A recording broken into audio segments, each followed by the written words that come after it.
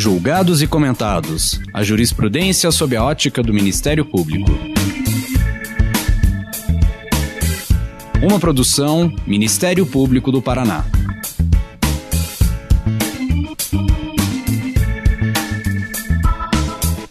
Olá, estamos começando mais um episódio do Julgados e Comentados.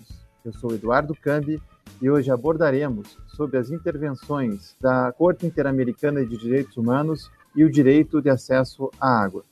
Para tanto, contamos com a participação de Ana Carolina Olsen, professora de Direito do Centro Universitário Católica de Santa Catarina. Nesse episódio, abordaremos sobre o caso Comunidades Indígenas, membros da Associação Llacta-Orat versus Argentina, julgado pela Corte Interamericana de Direitos Humanos em fevereiro de 2020.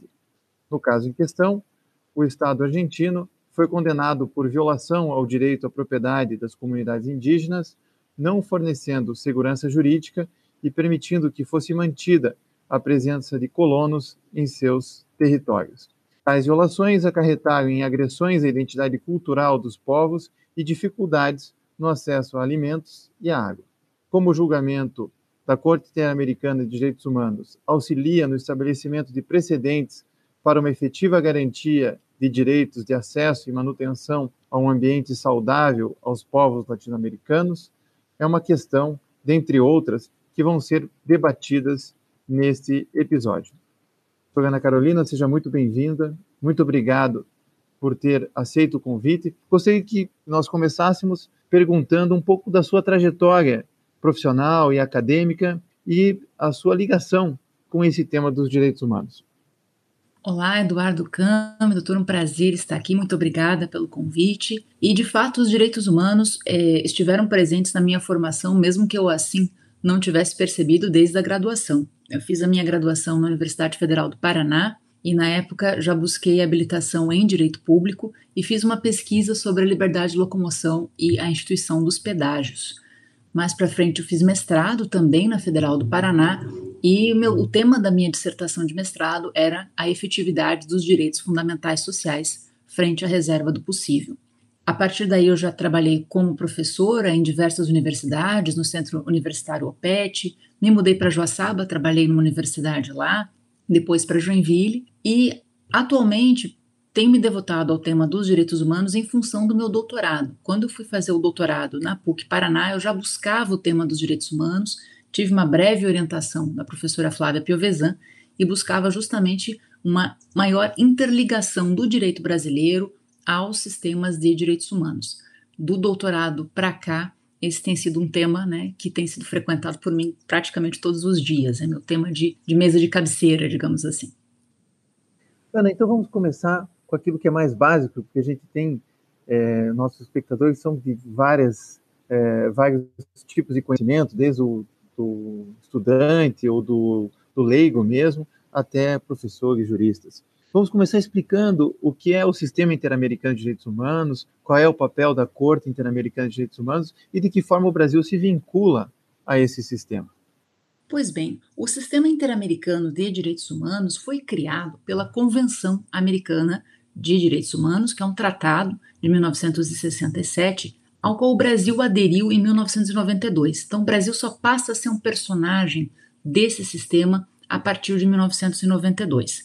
É um sistema que visa reunir normas de direitos humanos em tratados internacionais, tendo por eixo central a própria Convenção Americana, em torno da qual gravitam outros tratados internacionais, opiniões consultivas da Corte, resoluções da Comissão e mesmo as constituições dos estados latino-americanos que se juntaram a esse sistema. O vetor material do sistema é justamente defender direitos humanos a partir de uma preocupação com o combate à exclusão, o combate à desigualdade social. Dois órgãos são centrais aqui, a Comissão Interamericana, que tem uma responsabilidade pela efetivação desses direitos humanos, e a Corte Interamericana, que recebe denúncias de violações de direitos humanos por parte dos estados e também tem uma função consultiva através da qual ela interpreta as normas da Convenção Americana e de outros tratados de direitos humanos. Quando o Brasil se vincula a esse sistema,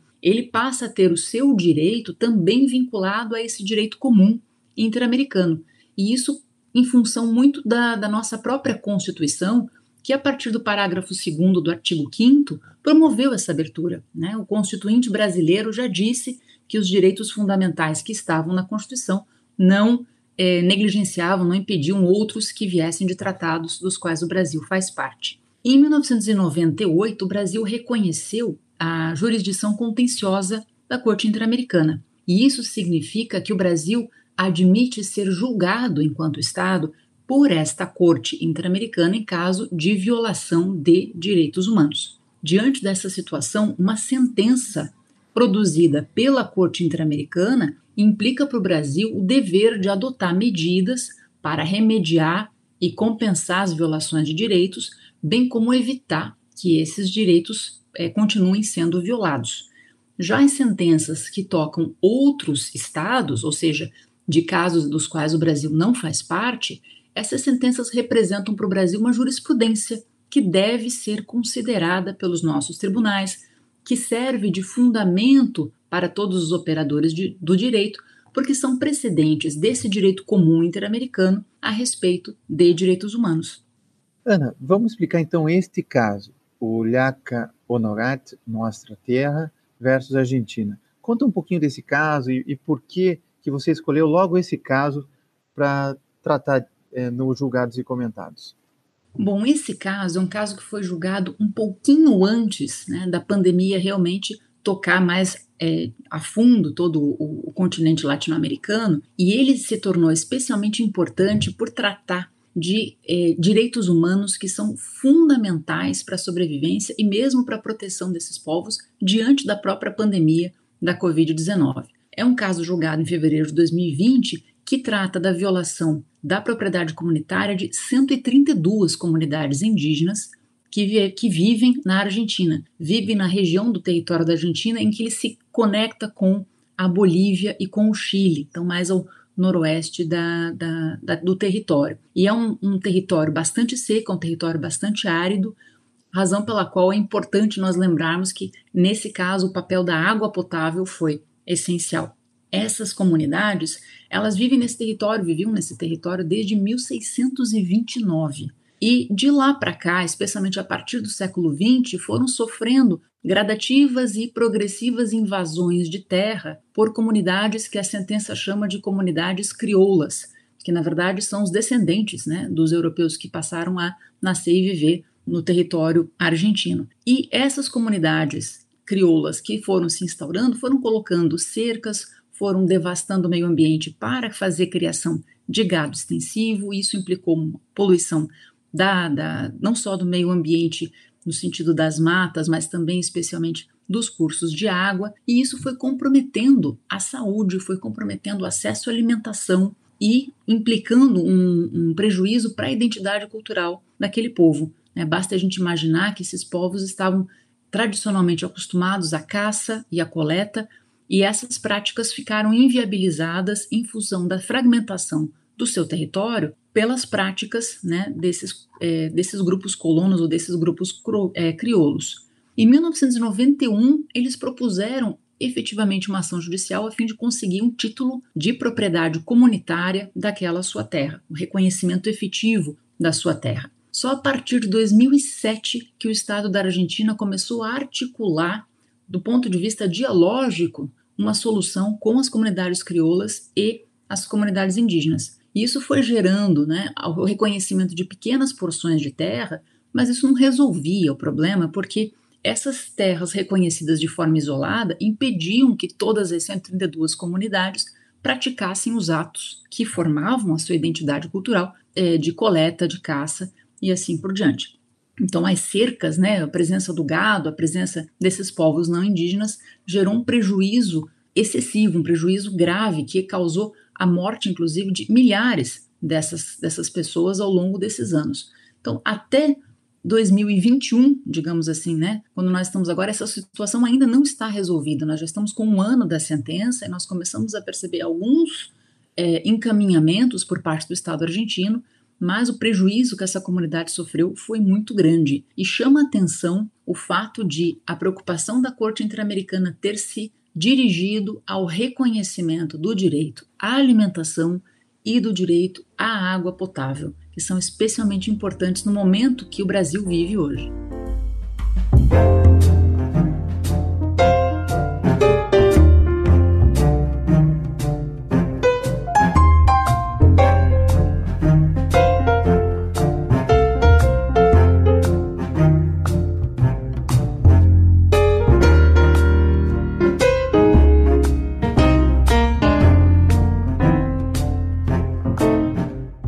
Nesse ponto, é importante focar essa decisão no contexto dos direitos fundamentais sociais, que é um tema que não foi tratado de forma explícita ou de forma minuciosa na Convenção Americana de Direitos Humanos.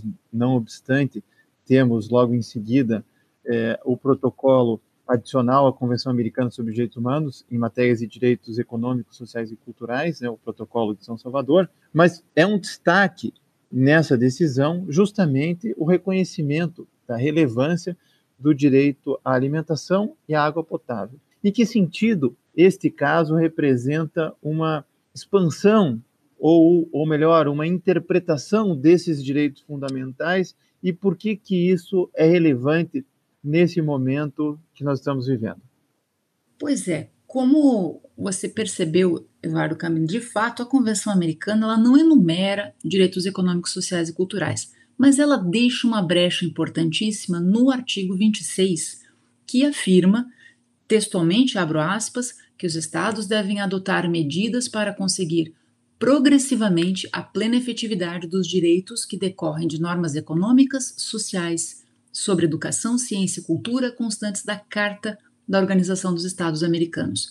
Este é o artigo que sofreu uma interpretação evolutiva por parte da Corte, a partir da qual ela percebeu a necessidade de abrir a justiciabilidade dos direitos econômicos, sociais e culturais diretamente, perante a Corte Interamericana. Por que essa justiciabilidade não era tão evidente assim? Porque o sistema de petições individuais, pelos quais uma pessoa individual pode denunciar perante a Comissão Interamericana uma violação de direitos humanos, só dizia respeito aos direitos civis e políticos textualmente colocados na Convenção Americana, ou ainda, depois do Protocolo de São Salvador, o direito à liberdade sindical e à educação primária obrigatória. Só que nós precisamos compreender que não adianta nós falarmos sobre proteção do direito à vida e integridade pessoal se nós não pensarmos em saúde, em alimentação, que são direitos que estavam textualmente colocados na Carta da OEA. Então, a partir do caso Lagos del Campo de 2017, a Corte promoveu uma interpretação de evolução desse artigo 26 para reconhecer, naquele primeiro momento, a justiciabilidade do direito ao trabalho. Depois, em um outro precedente, em 2018, Poblete Vilches, a Corte reconheceu o direito à saúde. E assim a Corte veio caminhando até 2020, no qual ela reconheceu o direito à alimentação, esse sim taxativamente colocado na Carta da OEA, e o direito à água potável, o acesso à água potável. Esse direito não estava textualmente colocado na Carta da OEA.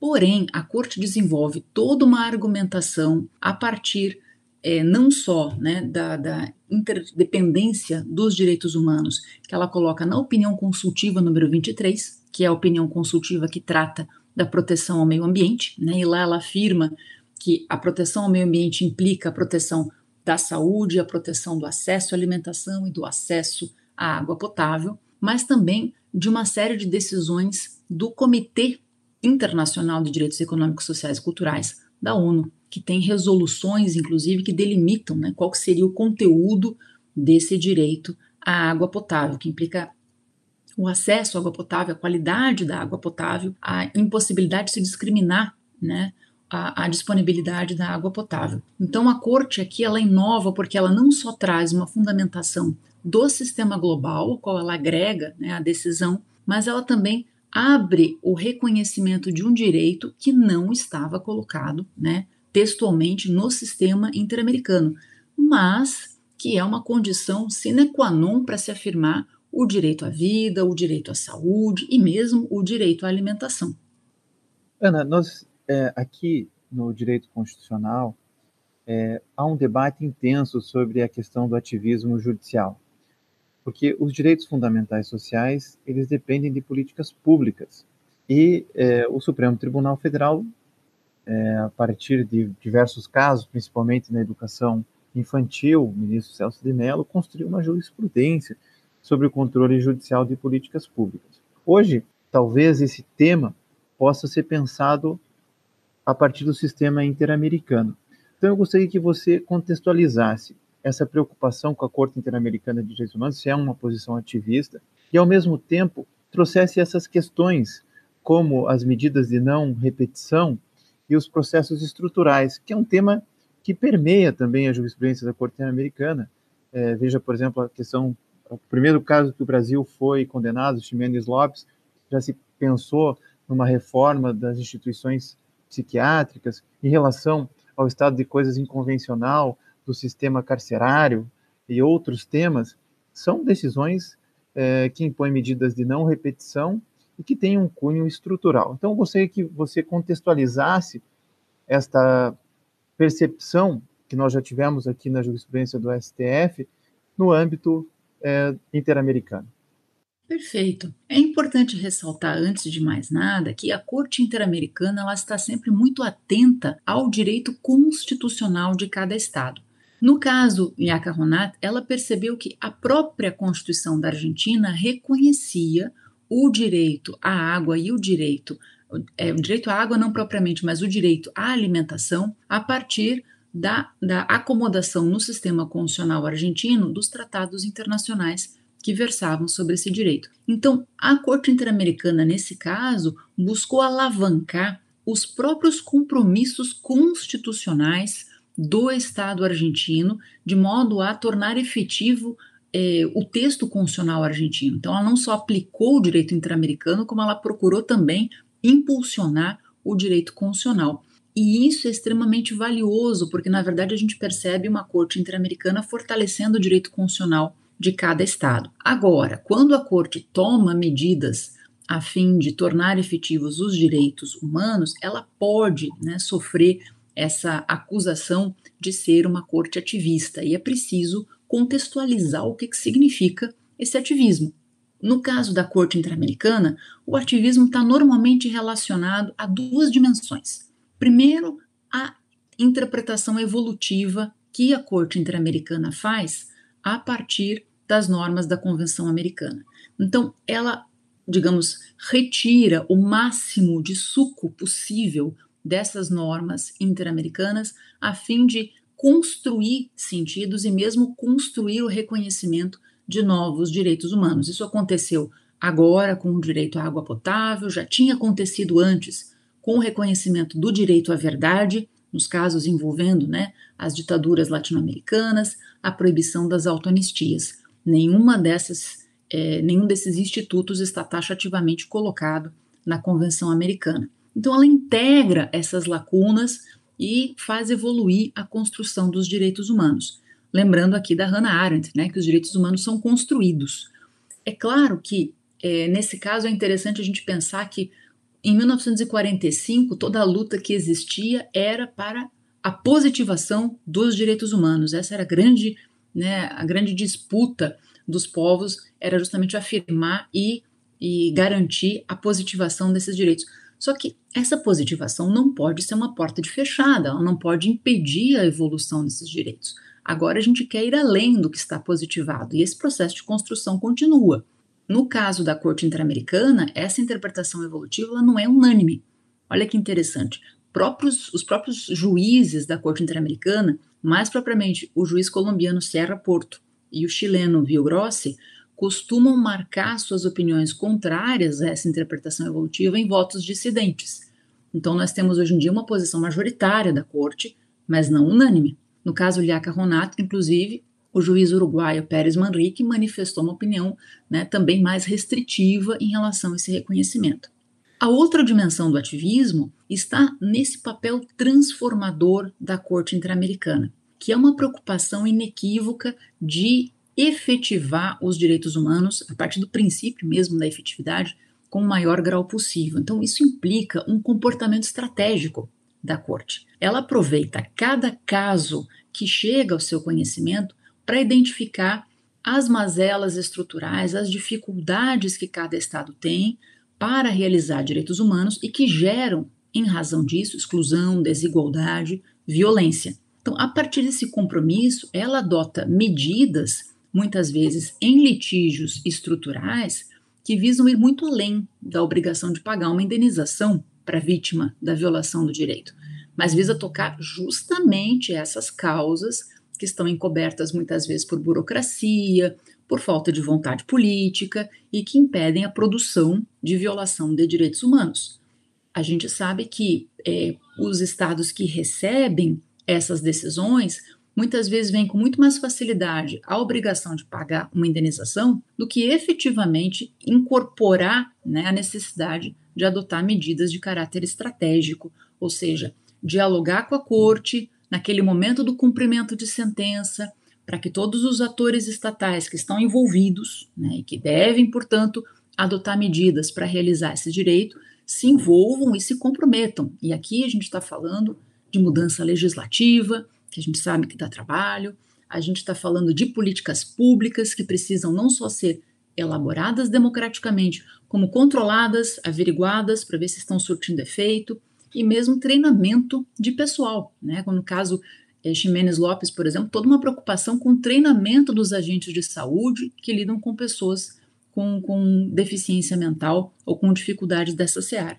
E a mesma coisa acontece aqui, se nós estamos falando, de acesso à alimentação, acesso à água, nós estamos falando de políticas públicas efetivas para a promoção desses direitos.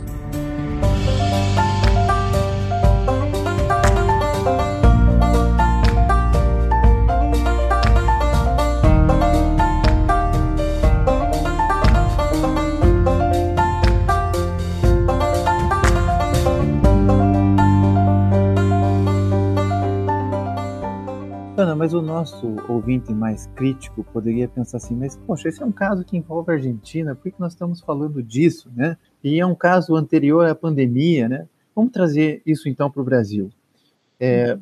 Recentemente o Brasil retornou ao mapa da fome, situação evidentemente agravada pelas desigualdades ainda maiores causadas pela pandemia da Covid-19, com milhões de pessoas entrando nos quadros de miséria.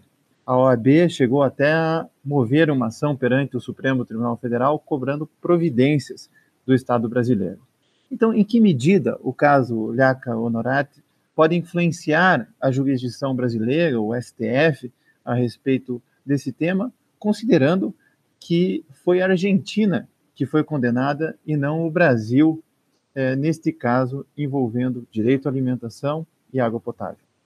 Muito interessante a sua pergunta, e eu já saio com uma afirmação mais taxativa. Esse caso não só pode ajudar, como deve.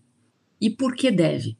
Como eu havia mencionado no início, quando o Brasil se inseriu no sistema interamericano, ele passou a fazer parte de um sistema que envolve a Comissão, a Corte e outros estados interamericanos a partir de um compromisso em realizar direitos humanos.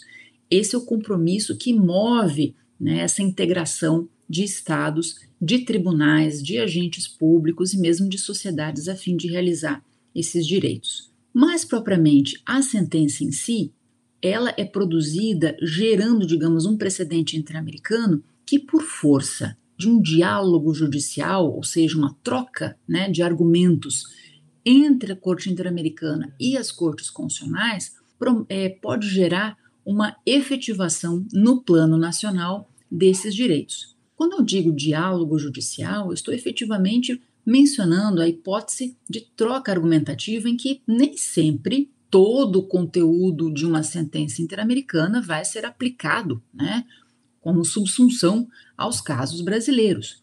Vai ser necessária uma interlocução e vai ser necessária uma contextualização. Mas o caso Lhaca Honorati é um ponto de referência, porque embora ele tenha tratado de comunidades indígenas na província de Salta, na Argentina, ele está lidando com uma realidade que é muito próxima da brasileira, Ou seja, ele está falando da privação do que é essencial à sobrevivência, o direito à alimentação e o acesso à água potável. Nenhum Estado pode ficar indiferente a essa realidade. E essa é a raiz do caso, que, né, se comunica diretamente com o que nós estamos lidando aqui. Então, quando a gente pensa no direito à alimentação afirmado pela Corte, perceba, ela determinou que os estados, no caso, o estado da Argentina, mas a gente transita, né, para o Brasil. Por quê? Porque isso é um precedente que deve ser levado em consideração para o Brasil. Então, significa afirmar que os estados latino-americanos têm a obrigação de respeitar esse direito. Significa dizer, abster-se de qualquer prática que possa restringir ou comprometer o acesso à alimentação e mais, a obrigação de garantir esse direito. Ou seja, providenciar um mínimo essencial de alimentação para as populações vulneráveis que, por motivos alheios à sua vontade, não conseguem satisfazer esse direito. Essa é a realidade vivida por muitas pessoas no Brasil. Então, o próprio direito fundamental à alimentação garantido na Constituição demanda do Estado brasileiro a adoção de políticas públicas que visam realizar esse direito. Então, nós temos uma obrigação constitucional, nós temos uma obrigação convencional de realizar esse direito e já uma interpretação interamericana que define conteúdos e define obrigações. Então, digamos, está colocado um cardápio extremamente rico para o diálogo com o sistema, com o Supremo Tribunal Federal, quando ele se depara com essa DPF proposta pelo Conselho Federal da OAB. Além disso, vale, claro, a lição do litígio estratégico que a Corte Interamericana usou para definir esse caso. É interessante porque ela foi extremamente rigorosa e rígida ao afirmar o direito à alimentação, o direito à água potável, mas abriu a execução do seu julgado para um diálogo com as instituições argentinas, dando inclusive um prazo de 6 anos para que aquelas populações crioulas, por exemplo, fossem deslocadas com a preservação, inclusive, lógico, dos seus próprios direitos. Então é interessante a gente ver que o litígio estrutural, ele gera uma solução de forma generalizada para todas as pessoas que são afetadas pela violação desses direitos, e implica um diálogo institucional, né, do judiciário com outras entidades, com outros órgãos, notadamente da administração pública.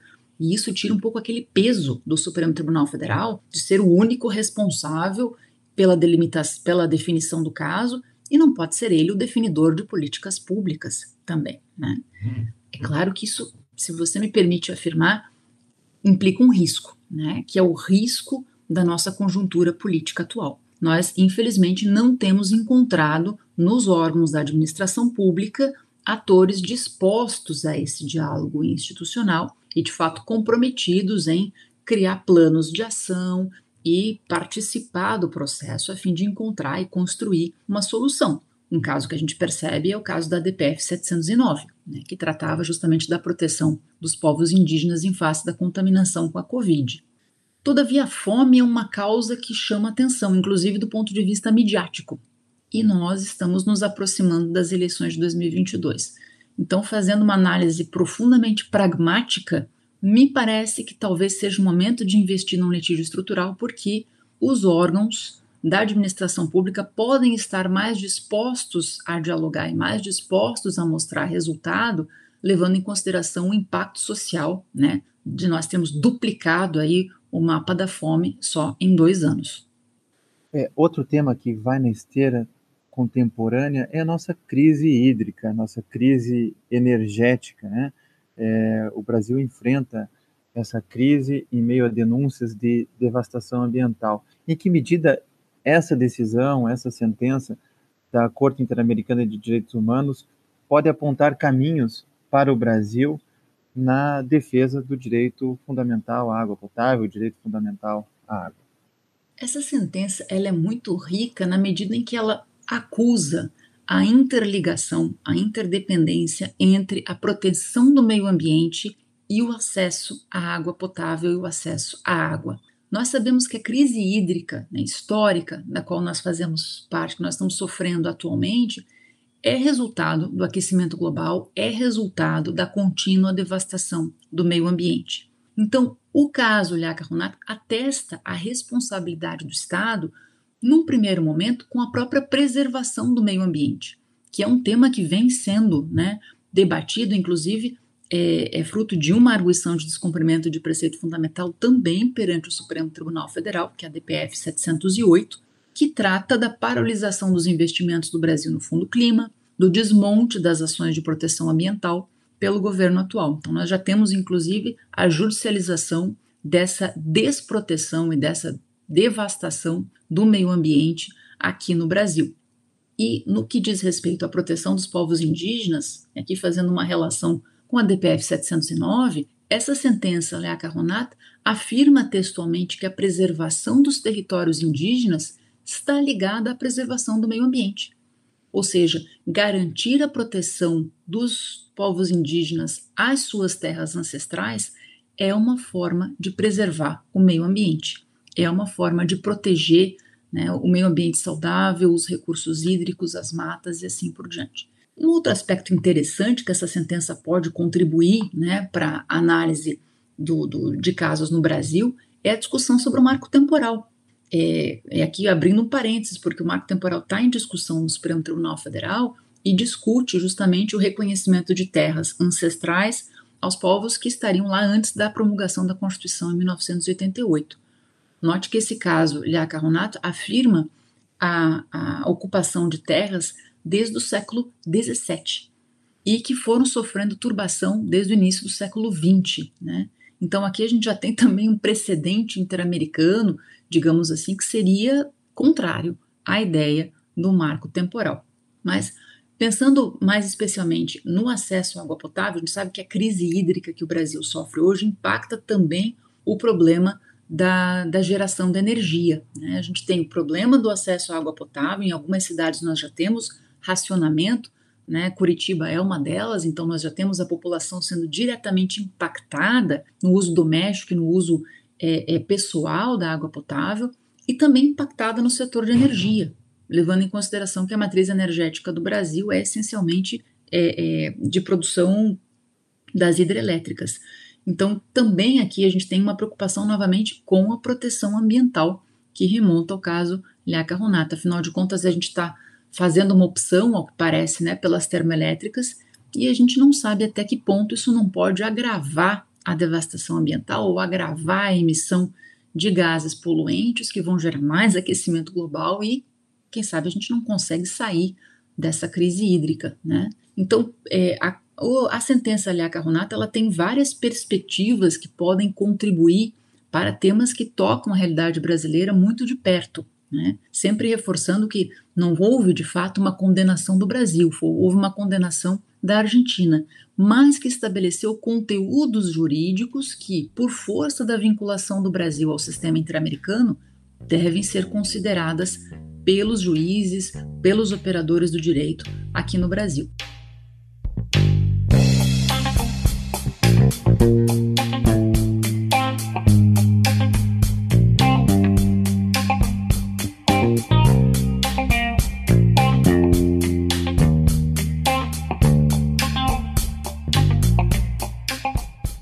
Ana, você escreveu um livro, seu último livro, chama Pluralismo no Ius Consonale Latino-Americano, publicado agora em 2021 pela Lumen Iuris. E você fala do pluralismo, por exemplo, o direito ao meio ambiente sadio é uma preocupação que está na Constituição, por exemplo, da Bolívia, quando fala na expressão Pachamama, ou seja, a Mãe Terra, ou preocupações também na Constituição do Equador. E você se preocupa muito com essa ideia da harmonização da ordem internacional com a ordem jurídica nacional. E cada país tem as suas peculiaridades, tem também a sua soberania, e as cortes, como a Corte Interamericana de Direitos Humanos, se aplica subsidiariamente, não como uma quarta ou quinta ou sexta instância.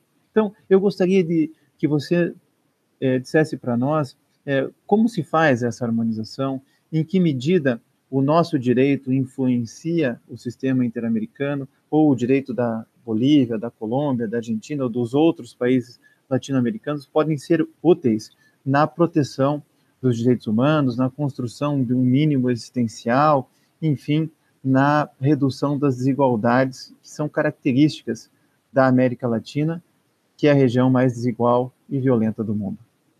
Pois não. Obrigada, pela referência ao meu livro. Na verdade, aqui, quando você mencionou a ideia de subsidiariedade, eu busco trabalhar nesse livro, que é fruto da minha tese de doutorado, a ideia não só de uma atuação subsidiária dos órgãos interamericanos, ou seja, eles atuam quando os estados, porventura, forem ineficazes ou omissos na proteção dos direitos humanos, mas também numa cooperação entre estados e os órgãos interamericanos para a construção dos estándares, para a construção, por exemplo, desse patamar jurídico mínimo que deve ser garantido a todos os povos.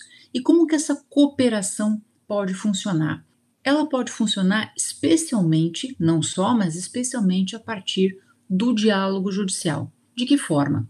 Quando a Corte Interamericana vai decidir, por exemplo, sobre proteção ambiental, ela tem por precedentes os seus próprios julgados anteriores, a opinião consultiva número 23, que ela já havia emitido antes, mas também ela colhe de julgados nacionais e das constituições nacionais como que esse tema vem sendo trabalhado em cada estado. E por isso, digamos, esse colorido, esse pluralismo que está presente na produção jurídica dos estados pode chegar na Corte Interamericana e às vezes chega no formato de amicus curiae, chega no formato de pedido de opinião consultiva, para que a Corte tome conhecimento dessas decisões, dessas posições nacionais e incorpore, na medida especialmente em que elas forem mais favoráveis, em que elas forem mais concretizadoras dos direitos humanos. Então, percebo, de baixo para cima, a gente pode ter uma construção de um direito comum que, lógico, vai respeitar as particularidades de cada estado. Por exemplo, não é o fato de a Bolívia ter reconhecido um estado plurinacional e a Pachamama como uma entidade jurídica com personalidade própria, que nós brasileiros necessariamente teremos que seguir o mesmo curso, E fala, por exemplo, mesmo do reconhecimento das terras indígenas. A Corte Interamericana costuma afirmar a propriedade comunitária da terra indígena.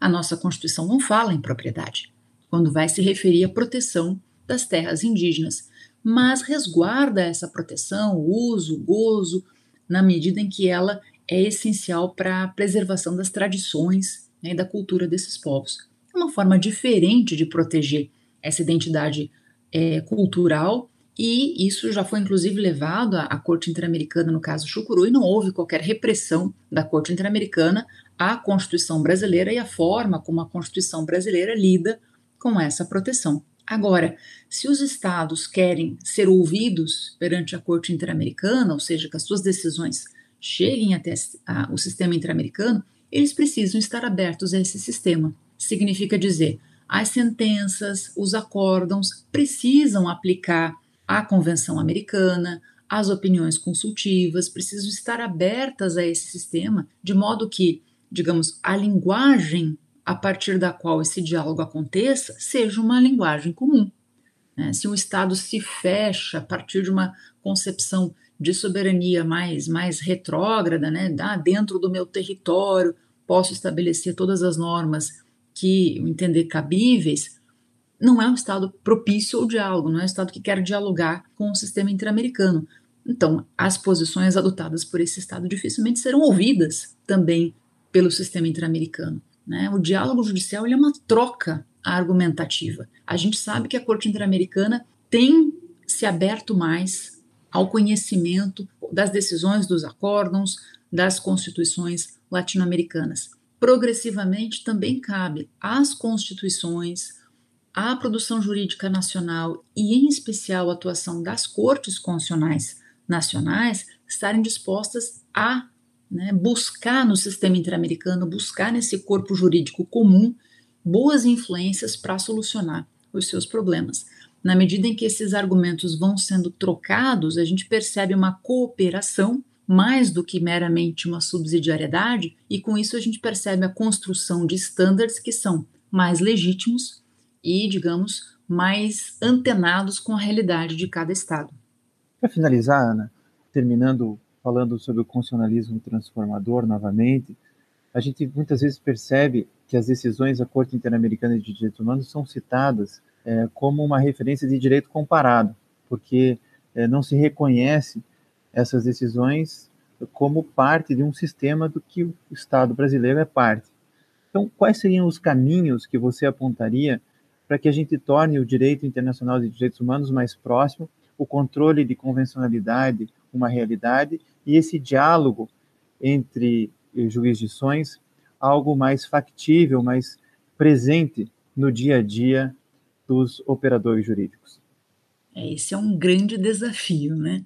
Na verdade, o que a gente percebe é que o direito comparado, ele não deixa de ser um instrumento do diálogo, ele não é equivalente ao diálogo, né? Mas é um instrumento, tanto que quando a gente vai buscar uma referência a um precedente interamericano, é necessário tomar todos aqueles cuidados próprios da pesquisa em direito comparado, de se verificar contexto, de se verificar a atualidade do tema, de se verificar a situação para a qual a solução foi dirigida, para então verificar se esse precedente tem, né, aplicação aqui no Brasil ou não. Então esse cuidado do direito comparado existe, mas vai além, né, porque o direito comparado ele visa resolver uma situação específica, um ponto, né, de uma decisão. E quando a gente fala em diálogo judicial, a gente está preocupado com essa construção do direito comum. Como é que a gente pode construir esse direito comum? É algo que depende, a começar, da formação jurídica dos nossos operadores. Significa dizer, já nas universidades a gente precisa dessa abertura ao direito internacional dos direitos humanos. O próprio direito constitucional não é mais um direito autocentrado. É um direito que está aberto a influências do plano internacional.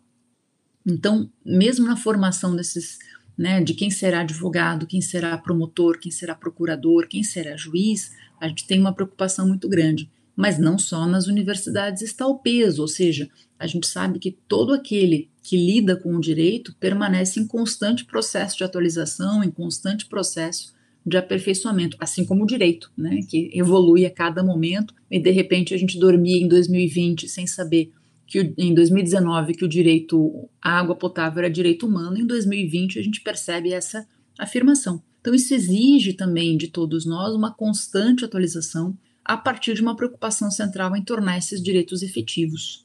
Então tudo também vai de uma preocupação material muito clara, significa dizer, a centralidade dos direitos humanos deve estar presente. Se nós simplesmente estamos preocupados em pensar o direito tributário sem verificar o impacto que o direito tributário tem, digamos, na realização dos direitos humanos, o impacto que o direito civil tem na realização dos direitos humanos, se a gente desagrega todo o direito, né, dos direitos humanos, a gente compromete esse diálogo, a gente prejudica, né, essa interação. A gente já falava do direito constitucional, né? Os nossos constitucionalistas também precisam estar preocupados com o direito internacional dos direitos humanos, né? É sair de cima da pirâmide do Kelsen, né, na verdade, e verificar que a gente está num círculo, né, em que há erros, acertos, progressos, retrocessos, mas a ideia é construir um direito comum mais interligado.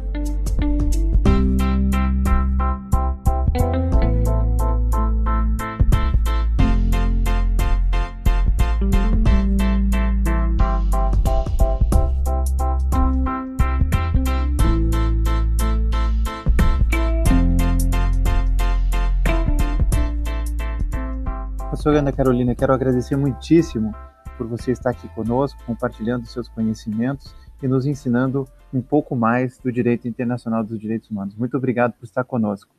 Eu que agradeço o convite, fico muito honrada com a possibilidade de participação e fico à disposição para continuarmos essa conversa. Não se esqueça de curtir ou se inscrever em nossas redes sociais e assinar nosso podcast no aplicativo de sua preferência. Você também pode participar da elaboração dos julgados e comentados. Para sugerir um tema, encaminhar dúvidas ou comentários, envie para a gente no e-mail julgadoseComentados@ mppr.mp.br ou pelas nossas redes sociais. Muito obrigado e até a próxima!